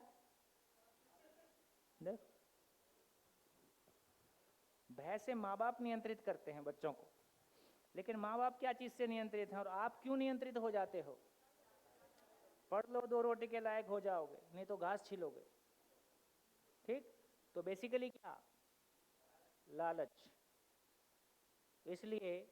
इसलिए व्यापार और शिक्षा एक ही चीज है, क्योंकि दोनों लालच से नियंत्रित हो रहे, है ना। और क्या बचा? शासन। शासन में हम कैसे नियंत्रित कर रहे? भय। तो सबका सॉफ्टवेयर पता चल गया कि सारे जितने मैकेनिज्म हमने बनाए हैं सबका सॉफ्टवेयर हमारे पास कितना है। इन सारी चीजों को देख के, और तो कोई चीज नहीं बची। हो गया, समाज हो गया, धर्म हो गया, व्यापार हो गया, शिक्षा हो गया, शासन हो गया। अब बाकी वो कहने की जरूरत नहीं, हमारा हेल्थ मैकेनिज्म कैसे काम कर रहा है। अच्छा, व्यापार, हमारा पूरा का पूरा हेल्थ मैकेनिज्म है ना लालच से नियंत्रित है। हॉस्पिटल चलाने के लिए वो प्रॉफिट के लिए चलाता है ना, इंश्योरेंस वाला प्रॉफिट के लिए काम करता है। तो सारी चीज़ों को देखेंगे तो मूल में हेल्थ सेक्टर भी प्रॉफिट से नियंत्रित है, लालच से नियंत्रित है। तो ऐसे देखेंगे तो शासन कैसे चल रहा है, इसका स्वरूप आपको, शासन का मतलब कोई दूसरा नियंत्रित करेगा। नियंत्रित तो है ही है, एक स्वनियंत्रित है, मैं अपने आप को स्वयं नियंत्रित करूंगा, ये अलग घटना है। दूसरा मुझको नियंत्रित करेगा, ये अलग घटना है। तो बाहरी प्रभाव मुझको नियंत्रित करेगा, बाहरी व्यक्ति मुझको नियंत्रित करेगा, बाहर का लालच मुझको नियंत्रित करेगा, बाहर से कोई आस्था मुझको नियंत्रित करेगी। तो मेरे अलावा कोई दूसरा फैक्टर मुझको नियंत्रित करेगा, वो व्यक्ति के रूप में है, आस्था के रूप में है, ऐसे है। यहाँ बैठे जितने लोग हैं, यदि एक मानव के रूप में अपने आप को देखें तो कितने लोग ये चाहते हैं कि दूसरा आपके ऊपर शासन करे, है? क्या लगता है? नहीं करे। और कितने लोग दूसरों पे शासन करना चाहते हैं? उसके लिए तो मेहनत ही कर रहे हैं। तो आपके लिए कौन से ग्रह से लोग लाए जाएं आपका शौक पूरा करने के लिए? क्योंकि शासन तो कोई अपने ऊपर कराना नहीं चाहता है। यहीं से हमको पकड़ने की बात है, पूरे शासन के फेलियर का इतना ही मतलब है कि कोई भी मानव अपने पे शासन नहीं चाहता। देखो, छोटे छोटे एग्जाम्पल से समझ में आता है। वो छोटा बच्चा रहता है ना, जब पैदल चल नहीं सकता है, जिसको पैदल चलना नहीं आता, उंगली पकड़ के चलता है, उसके हाथ से उंगली खींच दो, क्या करता है? जिसको चलना नहीं आता है, उंगली पकड़ के चलता है, उसके हाथ से उंगली खींच दिया तो क्या करता है? वहीं बैठ जाता है, कोई रिस्क नहीं लेना है। और जब उसको चलना आ जाता है, फिर उंगली पकड़ के बताओ, फिर भी हाथ पीछे कर लेता है, बोले अब उंगली नहीं पकड़नी, अब चलना आ गया है।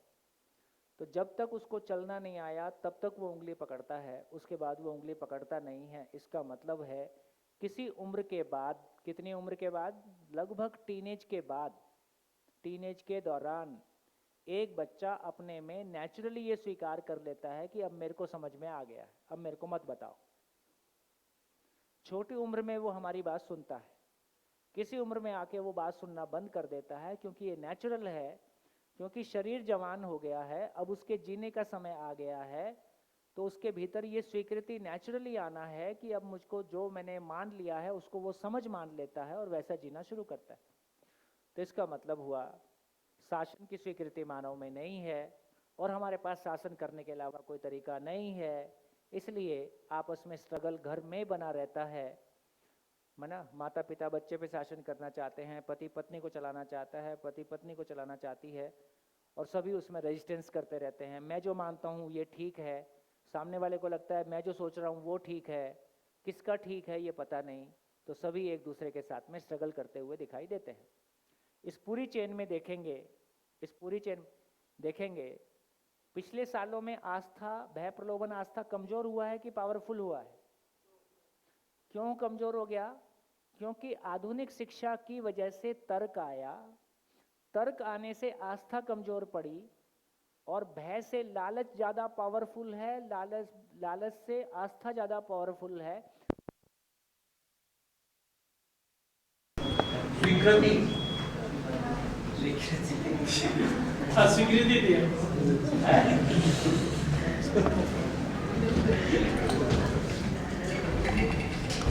आप उसके साथ में कनेक्ट हो ही जाते हो, अपना स्नेह सहयोग उसको देना ही चाहते हो, आप वहां उसकी श्रेष्ठता के साथ उसके नियंत्रण को स्वीकार कर लेते हो। तो जब मैं स्वनियंत्रित होता हूं तो मैं नियंत्रित करता नहीं, जब मैं स्वनियंत्रित होता हूं तो मैं नियंत्रित करता नहीं हूं, दूसरा मुझसे स्वनियंत्रित होना चाहता है। जब मैं स्वनियंत्रित होता नहीं हूं तो मैं दूसरे को नियंत्रित करने का प्रयास करता हूं, वो नियंत्रित होना चाहता नहीं है। बढ़िया, खुशी नहीं आ रही है, दबाव में आ गए। ये एक सेकेंड, ये आपके लिए एक अधिकारी होने के नाते, एक अधिकारी के पास एक पॉजिटिव पार्ट ये रहता ही है कि लोग उसके सामने ये स्वीकृति के साथ ही आते हैं कि इसकी मानना है। और यदि आपके पास वो स्वनियंत्रण वाला अधिकार है तो आपके पास डबल पावर है, आपके पास पद की भी पावर है और एक मानव कैसे स्वीकार करता है वो ताकत भी आपके पास है। तो आप अपने कार्य क्षेत्र में, अपने प्रभाव क्षेत्र में बड़े रिजल्ट डिलीवर कर सकते हैं, जो शासन पूर्वक नहीं हो सकता है। अब वो जमाना गया। हाँ जी, आप कुछ कहना चाहते हैं?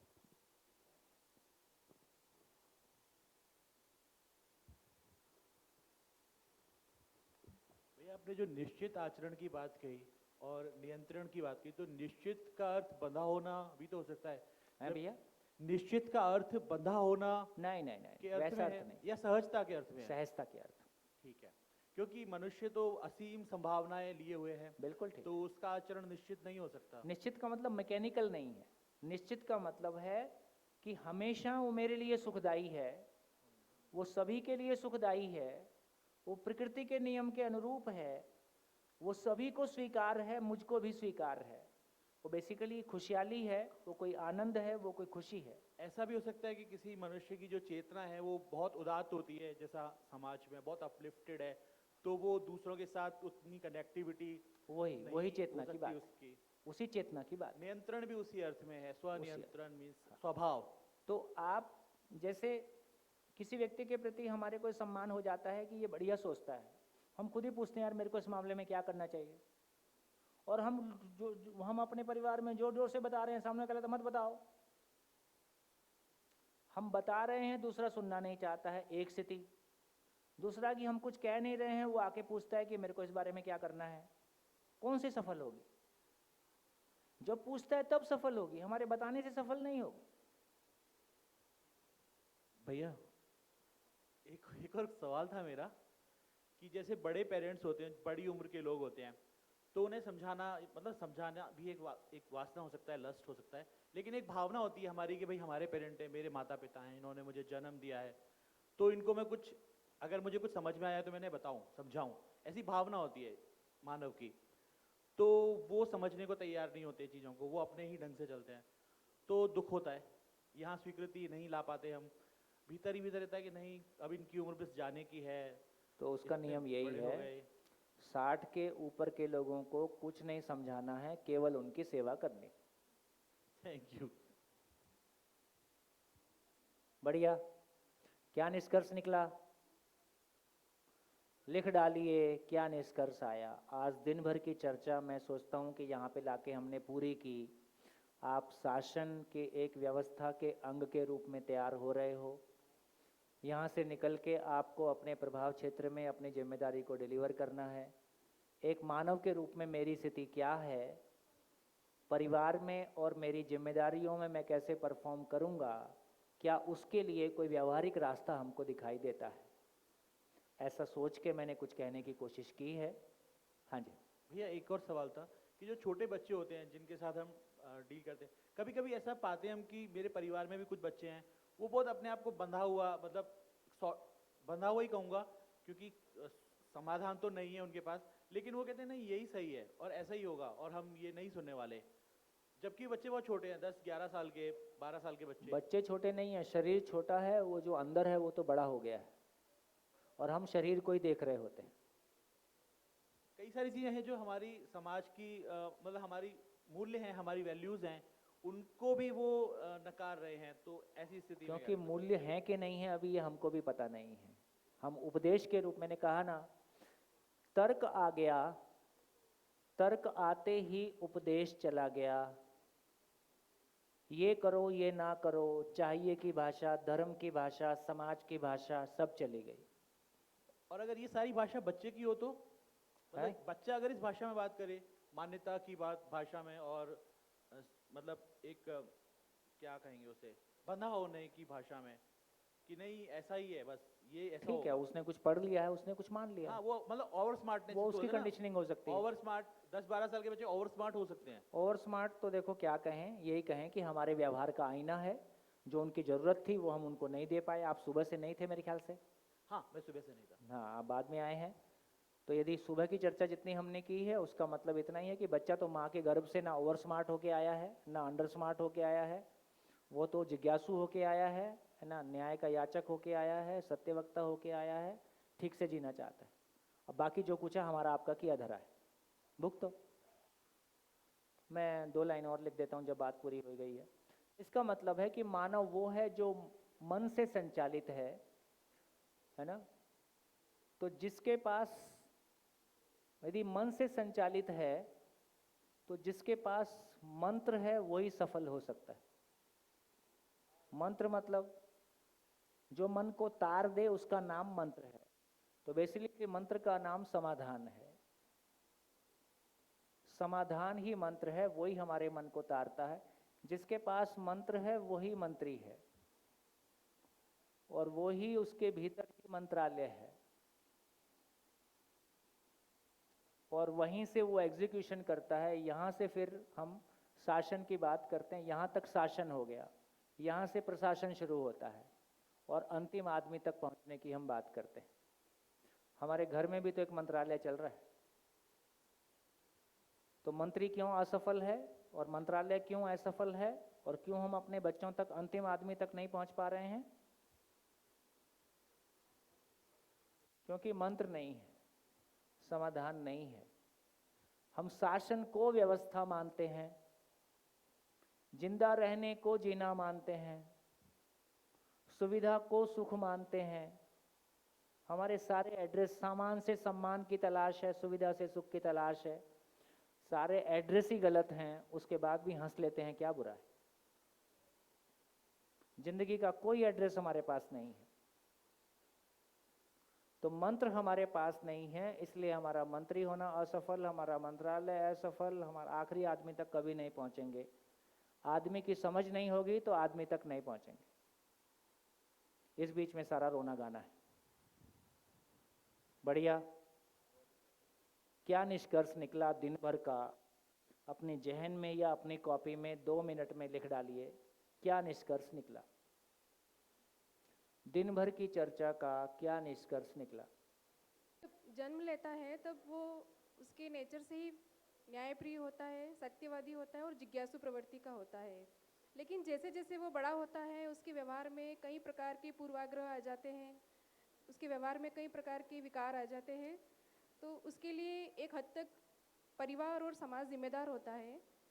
हमारे समाज में ये कई प्रकार की विकृतियां हैं, वो अगर नहीं हटाएंगे तो एक दिन सिर्फ मानव रह जाएगा और सरकारें रह जाएंगी। बीच में से परिवार और समाज नाम की इकाई है वो दूर हो जाएगी। बहुत बढ़िया। और ये जो हम आज सीखे शिविर में, तो किसी भी एजुकेशन सिस्टम में ये शामिल नहीं है, तो ये होना चाहिए। शिविर के अलावा भी शिक्षा पद्धति में भी ये शामिल होना चाहिए अगर। बहुत बढ़िया। Thank you. देखो, कल आप ही किसी पद पे बैठ के शिक्षा चलाओगे, तो जब आपको मौका मिलेगा तब तक तैयारी कर लो। जी सर, बिल्कुल। जी हाँ जी, बहुत बढ़िया, शानदार। और ये बहुत इंपॉर्टेंट बात आपने कही। जैसा चल रहे हैं, यदि ऐसा चलेंगे तो शासन और व्यक्ति ही बचेगा, परिवार और समाज नाम की चीज़ गायब हो जाएगी। और साइंस टेक्नोलॉजी इस पे बहुत बेहतर काम कर रही है ऐसा होने के लिए, जो आपको भरोसा दिला रही है कि ऐसा भी जिया जा सकता है। तो बच्चे के लिए ना माँ की ज़रूरत है ना बच्चे के लिए बाप की ज़रूरत, दोनों सुविधा उपलब्ध हो गई है। हाँ जी। नमस्कार सर। सर मेरा नाम सुमित्रा चौधरी है। थोड़ा खड़े होके बोलेंगे तो ये कैमरे में ठीक से कवर होगा। हाँ जी जी। सर मेरा नाम सुमित्रा चौधरी है। मैंने जो सुबह से आपकी वर्कशॉप सुनी है और देखी है, जो मैंने उसका एक निचोड़ निकाला है, उसके हिसाब से सुख और इसके मानक तय करना ज़रूरी है। मानक तय होंगे तो सभी का सुख प्राप्त करना संभव होगा। दूसरा पॉइंट है व्यवस्था वर्सेस शासन। तो इसमें एक संकुचित अर्थ में है और एक व्यापक अर्थ में है। व्यवस्था व्यापक अर्थ में है, जिसके अनुसार अगर हम चलेंगे तो हम पूर्ण सुख की प्राप्ति कर सकेंगे, दूसरों को दे सकेंगे। इसके बाद जीवन का मूल्य जो है, मूल जो दुख है वो है समस्या का समाधान न होना। बहुत बढ़िया। उसके बाद में प्रकृति में नियम विद्यमान है, उनको पहचानना ही और उनके अनुसार आचरण करना ही सुख है। शानदार। उसके अलावा स्वनियंत्रित, स्व अनुशासित रहकर हम ऐसी व्यवस्था बनाकर कायम करके ही जिसमें स्वयं के लिए व दूसरों के लिए भी सुखदायी होगी, वही व्यवस्था हम तभी प्राप्त कर सकते हैं जब हम स्वयं नियंत्रित होंगे। क्या बात है। Thank you. आप कहाँ से हैं, आपका परिचय? सुमित्रा चौधरी, झुंझुनू से। कहाँ से? झुंझुनू। झुंझुनू से। जी सर। किसके थ्रू आए आप? सर मैं यहाँ पे CDPO OT ट्रेनिंग, अच्छा ट्रेनिंग, अच्छा वही बहुत बढ़िया, बहुत बढ़िया। मैं सोचा समाज से हैं तो इतना व्यवस्थित बोल रहे हैं तो थोड़ा समझना पड़ेगा कहाँ से हैं। बहुत बढ़िया, शानदार। हाँ जी, और कोई? और कोई?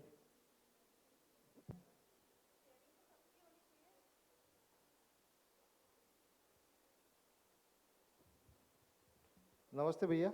नमस्ते। और जैसे कि आज की जो एक्टिविटी थी उसको वर्कशॉप कहा और वास्तव में आपके संवाद ने वर्क किया ऐसा लगा, और पग पग पे संवाद में कई चीज़ें रियलाइज भी हुई क्योंकि हमने उसको अपने अंदर भी देखा कनेक्ट करके। तो एक ही भाव अभी कहना चाहूँगा मैं कि बस यही खता बार बार हर बार करते रहे हम, धूल चेहरे पे लगी थी और आईना पहुँचते रहे हम। और जैसा कि एक पायरेटेड सॉफ्टवेयर करके भी टर्म आई थी, तो मुझे लगा कि वास्तव में काम करना तो हमारे स्वयं पे ही ज़रूरी है।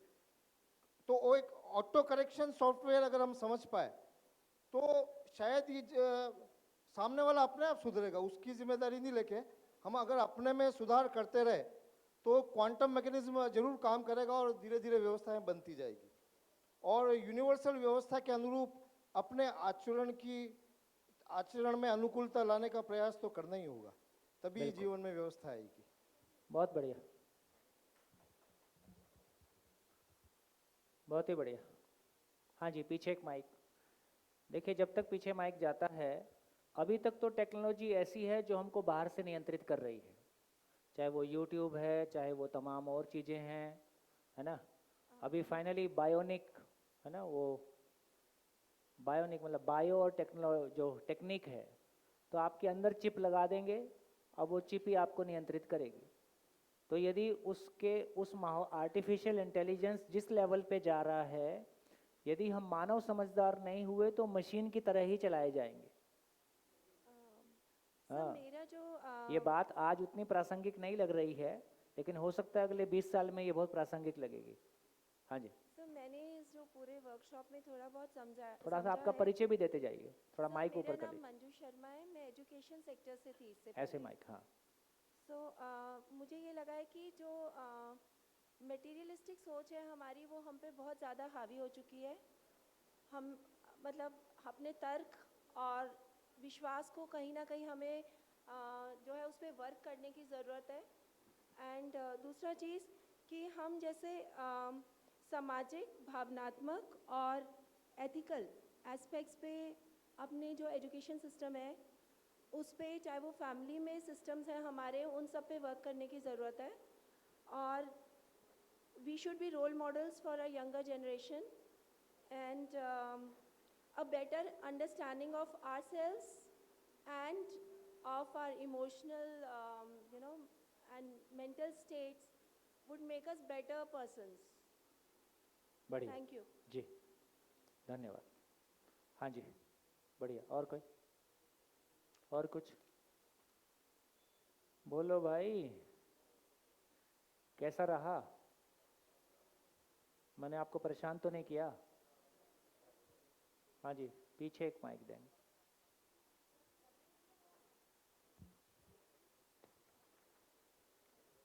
नमस्ते सर, मेरा नाम भगवान सिंह शेखावत है। मैंने जो दो चार मुख्य बातें जो मेरे एग्जैक्ट समझ में आई वो ये है कि आज के सेशन से जो मेरी मानसिकता है उसकी दशा और दिशा दोनों बदलेगी। बहुत बढ़िया। दूसरी ये है कि जैसे जो मेरे खुद के परिवार के साथ या किसी भी अन्य व्यक्ति, मित्र, समाज, परिवार के साथ जो मेरे संबंध है उसमें एक नई प्रकार की आत्मीयता आएगी। और जो भाव और विचार है किसी भी चीज़ के प्रति, चाहे वो वस्तु हो या व्यक्ति हो, उसके प्रति मानवीय दृष्टिकोण रखूंगा। बहुत बढ़िया, बहुत बढ़िया, गुड। हाँ जी।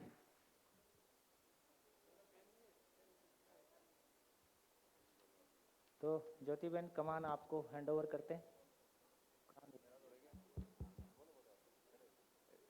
सर एक मिनट। सर एक मेरा द्वंद की स्थिति में था मैं कि सुख और दुख साथ साथ चलता है, और हमारा एक इस पे इनफॉर्मल डिस्कशन भी हो रहा था मैम के साथ में। तो मैंने बोला था कि सुख और दुख साथ साथ चलता है। आज मेरा एक तो वो डाउट क्लियर हुआ है कि सुख एक्चुअल में है क्या। दूसरा सर मेरे पॉइंट्स तो बाकी वही हैं कि जो हमारी कंडीशनिंग है, जो शिक्षा है हमारी, वो डाइवर्ट करती है कहीं ना कहीं। बाकी तो सारे कॉमन पॉइंट्स थे वही हैं। Thank you. बहुत बढ़िया।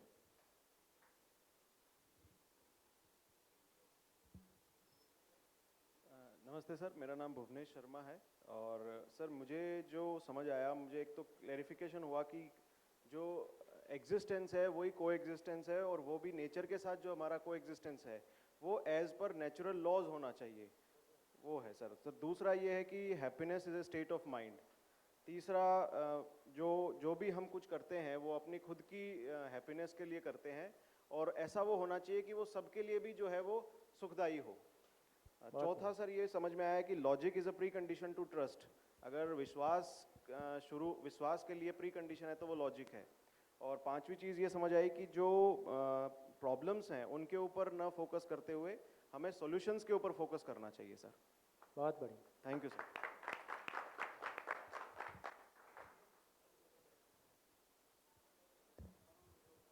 नमस्कार सर जी। एक तो सर जो आपने बताया कि हर व्यक्ति सुख की अधिकता के लिए और दुख कम करने के लिए कार्य करता है, और अगर हम इस चीज़ को एक्सेप्ट करते हैं तो हमें तीन चीज़ें हम मिलती है। एक तो हम हमारे अहम में कमी होती है, दूसरी हम अति अपेक्षा से बचते हैं, अगले के व्यवहार को समझ पाते हैं, और अति प्रतिक्रिया से भी हम बच सकते हैं। दूसरा सर मेरा ये था कि स्व अनुशासित, स्व नियंत्रित रहकर एवं दूसरों के प्रति प्रेम एवं करुणा भाव रखकर हम बेहतर परिवार, समाज एवं देश का निर्माण में सकारात्मक भूमिका निभा सकते हैं। जैसा कि एक अफ्रीकन शब्द है ubuntu, I am because we are. Thank you sir. Hello sir, myself Dilip Singh Rathore.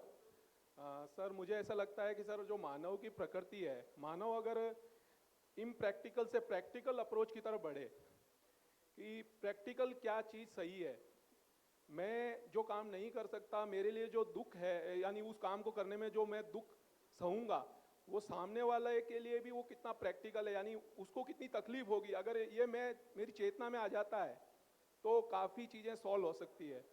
तो इन चीज़ों को ध्यान में अगर हम रखेंगे कि वो यूनिवर्सल है, वो लॉजिकल है, वो रेप्लिकेट करता है या नहीं करता है इस सिचुएशन में, तो वो बेहतर होगा सर।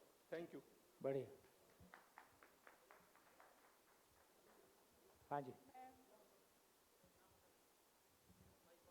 नमस्ते सर, मैं हिमांशु। सबसे पहले तो जो आज मैंने सीखा है वो ये है कि संपत्ति और दूसरा संबंध, तो संबंध की महत्व जो हमारे जीवन में है वो संपत्ति से कई गुना ज़्यादा है, और इसे मैं अपने जीवन में उतारने की कोशिश करूँगा।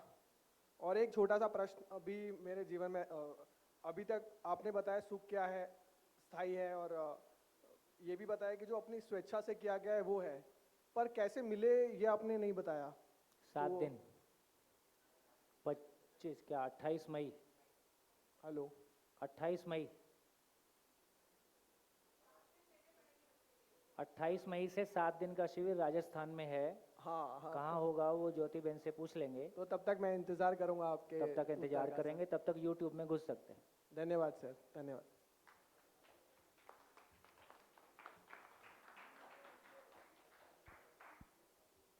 एक हाथ पीछे उठ रहा है। हेलो हेलो, मेरा नाम मलेराज कुमावत है, मैं यहीं उदयपुर से हूँ। तो मैं एक शेयर करना चाहूँगा यहाँ पे कि 2019 में हम एक नेपाल का हम टूर कर रहे थे, तो वहाँ पहाड़ी इलाका था, हमारी गाड़ी रुकी वहाँ, और मैंने देखा कि कुछ छोटे छोटे बच्चे थे, वो क्रिकेट खेल रहे थे वहाँ, पर उनके पास जो बॉल नहीं थी, उनके पास कागज़ की बॉल थी। तो जब भी उनको मारते थे वो उनको वापस बांध के रखनी पड़ती थी रबड़ से। तो मेरे बैग में एक बॉल थी, तो मैंने वहीं से निकाल के बॉल उनको दे दी, और उनके मुंह पे जो हंसी थी, स्माइल थी, उसको देख के लगा कि नहीं यार, ये खुशी तो मेरी है, सिर्फ मैंने उनको ये खुशी दी है। पर अब समझ आ रहा है कि खुशी मैंने नहीं, उनके लिए नहीं थी, वो खुशी मेरे लिए ही थी। बहुत बढ़िया। बहुत तो जो सुख है वो दो तरफा भी हो सकता है, खुद के लिए भी और दूसरों के लिए भी। धन्यवाद। बढ़िया बढ़िया। हाँ जी, हो गया।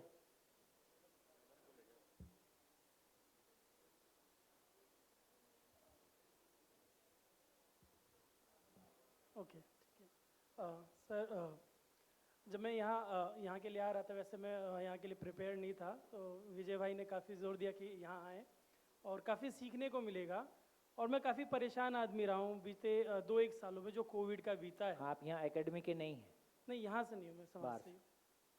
तो मेरा नाम राय बहादुर है और बांसवाड़ा से आया हूँ मैं आज के इस वर्कशॉप के लिए। तो काफ़ी परेशान रहा हूँ मैं, और परेशानियों के कारण को मैं समझ नहीं, वो परिभाषित करना होता है ना कि जीवन में जो भी घट रहा है वो क्यों घट रहा है और वो मुझे क्यों प्रभावित कर रहा है। आज की इस वर्कशॉप में मुझे कई उत्तर मिले हैं अपनी परेशानियों के लिए, जिन्हें मैं अभी आइडेंटिफाई कर पा रहा हूँ। मैं ये तो नहीं कहता कि मैं बहुत सीख गया हूँ कि जिसे आने वाले 2-4 दिनों में मैं काम करके उसे अपना बेहतर व्यक्तित्व बना लूँगा, पर बनाने की प्रोसेस की तरफ मैं बढ़ चुका हूँ, ऐसा मुझे व्यक्तिगत रूप से भी महसूस हो रहा है।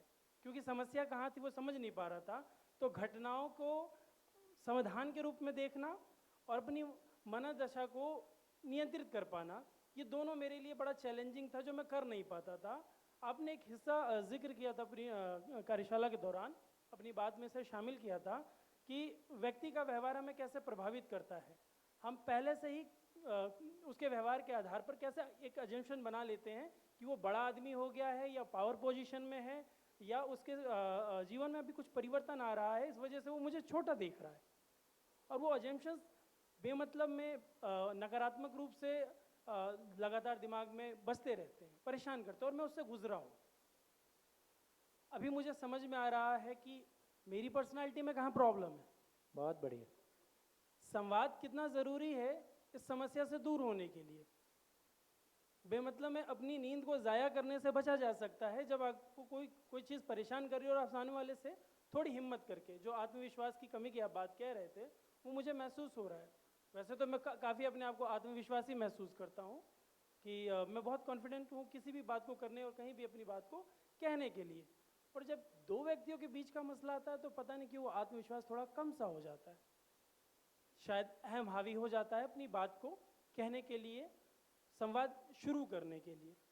तो इन चीज़ों को मैं समझ पाया हूँ, जो मेरे जीवन को संभवतः बेहतर बनाने में सहयोग करेगा।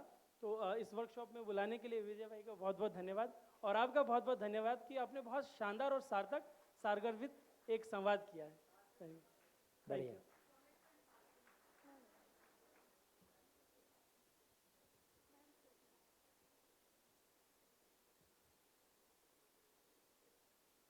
सर, मेरा नाम सुरभि चौहान है। मैंने जो 2-3 चीज़ें सर सीखी है कि एक तो आपने बताया कि ज़िंदगी शहादत नहीं, स्पष्टता मांगती है। तो हम एक क्लैरिटी हमारे थॉट में आज। शानदार, ये तो देखो यहीं की देन है, ये तो पहली बार बोला है तो आज। हाँ सर, यहीं से जो सीखा है, एक जो फैमिली वार्मिंग आपने बताया, ये भी पहली बार हमने शब्द सुना है, ये भी बहुत अच्छा लगा। और सर एक चीज़ आपने बताई कि पेट भरने की तो शिक्षा मिल गई, लेकिन मन भरने की शिक्षा नहीं मिल पाई। बहुत बढ़िया। तो हम जहाँ भी जाएंगे हम कोशिश करेंगे कि हम आगे मन भरने की शिक्षा कुछ हद तक दे पाएँ। और क्वालिटी लाइफ टीवी, फ्रिज, अच्छे कपड़े नहीं है। क्वालिटी लाइफ है आपके मन की स्थिरता, और हम एक इतनी अच्छी ज़िंदगी जी पाएंगे कि अपने आप से नज़रें मिलाने के काबिल रहें, वो मुझे सबसे अच्छा लगा sir. Thank you so much sir. बहुत सुखद, शानदार। हाँ जी, प्रभा बहन पीछे कुछ कहना चाहती हैं लगता है। आइए आइए आइए।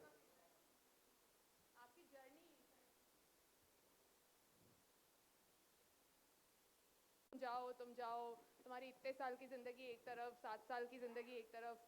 बट मतलब मुझे पता नहीं, शिविर नाम से ही मुझे लगता था कि पता नहीं क्या है। अच्छा वो है बहुत लॉजिकल, तो मतलब कॉन्ट्राडिक्ट तो चल ही रहा था मेरे माइंड में कि ये इतना लॉजिकल बंदा पता नहीं कहाँ फंस रहा है, क्या है। बट मैं टालती रही। फिर 2020 में कोविड था, और कोविड में 3-4 महीने जो कोविड मार्च में स्टार्ट हुआ, और मार्च से लेके जुलाई तक बहुत ही बुरा समय रहा। मैं जब जिस पोस्ट पे थी उस पर बहुत ज़्यादा वर्कलोड था, तो अगस्त आते आते मेरी ये गर्दन एकदम ये गर्दन मेरा ये हाथ ऐसा हो गया कि मैं ना तो इसे मुड़ा पा रही थी ना कर पा रही थी, और कॉन्टिन्यू मेरे आधे सर में दर्द रहने लग गया। 10 दिन मैंने यहाँ अलग अलग डॉक्टर्स चेंज किए, दवाई ली, लेकिन कुछ भी नहीं हुआ। फाइनली मम्मी ने कहा कि तू अजमेर आ। अजमेर गई तो मैं अगला 1 महीना पूरा मुझे बेड पे रहना पड़ा, मैं सोती रही।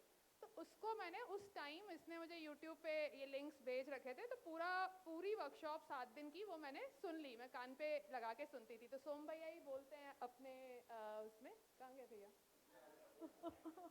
कि जो आदमी सोया था वो दूसरा था और जो उठा था वो दूसरा था। तो मेरे साथ भी ऐसा ही हुआ कि मतलब जो बीमार पड़ा था वो दूसरी थी और उठी तो दूसरी थी। मतलब काफ़ी एक ना उसको कहें कि काफ़ी शांति आ गई मेरे अंदर। जो आंदोलन चलता रहता था और ये भी कर दें, वो भी कर दें, ये क्यों नहीं सुधर रहा है, ये क्यों नहीं सुधर रहा है, स्पेशली जो प्रोफेशनल लाइफ में, जो ऑफिस में जो करप्शन और ये सब था, वो चीज़ें बहुत ही दुख देती थी। उसके बाद मुझे हमेशा ऐसा लगता था कि ये जो छोटे मोटे हम चीज़ें कर रहे हैं, इससे होगा क्या। मतलब मुझे हमेशा लगता था कि यार एक दिन मैं रिटायर हो जाऊंगी और ऐसे ही हो जाएगा, ये ऐसा ही रहेगा। मैं भी इन्हीं चीज़ों से पीड़ित रही, मेरे पिताजी भी इन्हीं चीज़ों से पीड़ित रहे, और आने वाली जनरेशन भी, जो इन बच्चों को हम देख रहे हैं, ये भी रिटायर होते होते यही शिकायतें करेंगे। तो उनका काफ़ी कुछ सॉल्यूशन उस जो मैंने यूट्यूब पे सुना उसमें मुझे नज़र आया। उसके बाद मैं माथा खाने लग गई थी अनिरुद्ध का कि ये लाइव कब होगा, लाइव कब होगा।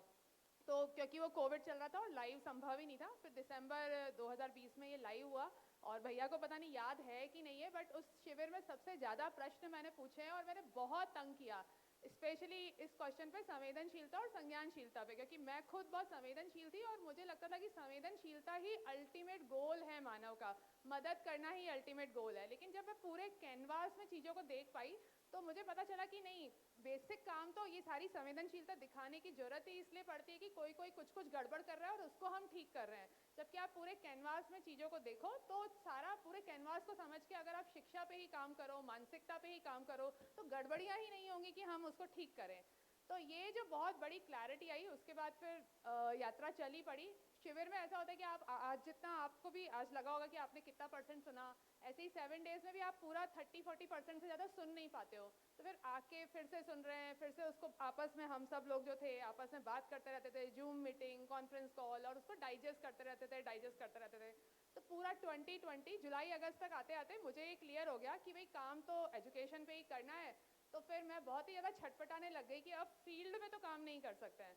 तो फिर काफ़ी रिक्वेस्ट किया, तो सोम भैया बता रहे थे कि ये ऐसी वाली पोस्टिंग है, मलाईदार पोस्टिंग नहीं है। तो भैया मुझे तो बहुत ही जोर लगाना पड़ा OTC आने के लिए, क्योंकि मैं उदयपुर भी नहीं रहना चाहती थी, मतलब उदयपुर ही रहना चाहती थी, सिटी नहीं। मतलब मुझे लगा कि घर क्यों चेंज करेंगे, सिटी भी चेंज नहीं करना चाह रही थी, और जयपुर OTC जाने के बजाय मुझे लगा कि उदयपुर ही शिफ्ट हो जाते हैं। तो बहुत जोर लगाया, तो फिर ट्रांसफ़र भी हो गया।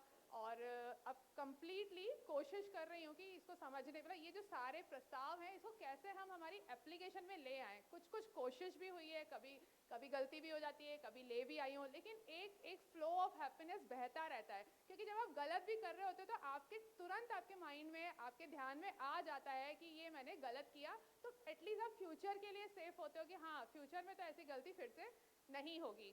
तो कुछ आचरण में आया है, बहुत कुछ आना बाकी है। और यही जो मेरे अंदर खुशहाली आई, तो मुझे हमेशा लगता है कि मैं सबको बता दूं, इसको भी बता दूं, उसको भी बता दूं। आपको जो हर हफ्ते दो क्लास मैंने ली, कुछ हमारी इन्हीं विषयों पे बात हुई, तो उसका पर्पस भी यही था कि कुछ तो मेरे पास है जो मैं इनको दे दूं। मतलब ये मेरे बाद वाली जनरेशन भी ऐसे ही ना फील्ड में जाए और अपने सीनियर्स को गालियां देती रहे। तो वो कोशिश की। आज 7 डेज होते तो बहुत ही अच्छा, लेकिन आप सबको पता है हम 7 डेज क्यों नहीं कर पाए, लेकिन 1 डे की ये करी है। और आप सब लोग, मैं बार बार जब भी आपसे इंडिविजुअली मिलती हूँ, कलेक्टिवली मिलती हूँ, तो मैं सबको बोलती हूँ कि तुम सब लोग मेरे जैम हो। एक आदमी का अपना अपना क्वालिटी है, और मैं मतलब इन 2-3 महीनों में आप सबको अंदर तक देख पाई, ट्रांसपेरेंटली देख पाई। और मैं खुद को सौभाग्यशाली मानती हूँ कि आपका बैच उस समय मैं थी और आप लोग यहाँ आए। तो ये चीज़ फील्ड में भी रिफ्लेक्ट हो, ये ज्ञान ना बना रहे एक दिन का या इस 3 महीने का। तो सबसे रिक्वेस्ट करूँगी कि जब भी राजस्थान में होता है या जहाँ भी होता है, I will keep you updating. 7 दिन निकालना, वापस जो अनिरुद्ध ने मुझे लाइन बोली थी वो लाइन वापस बोल रही हूँ। उसने कहा था तेरी 33 साल की जिंदगी एक तरफ और ये 7 दिन एक तरफ, तो आप सबके जितने साल है वो कर लो और 7 दिन एक तरफ होंगे आज, क्योंकि एक ही दिन में बहुत सारी चीजें भैया ने कवर की। आई डोंट नो आपने कितना ग्रेस्प किया, कितना आपको कैसा लगा, लेकिन 7 दिन देने ही चाहिए। कुछ भी जो गुरु दक्षिणा की कल बात हो रही थी सर्वेश और इन लोगों से, तो ये 7 दिन ही मेरी गुरु दक्षिणा है। अगर मैं गुरु नहीं हूँ, मैं टीचर भी नहीं हूँ, मतलब मैं टीचर लायक भी नहीं हूँ, लेकिन मित्र रूप में ही कह सकती हूँ, तो आप बिल्कुल 7 दिन करें। Thank you.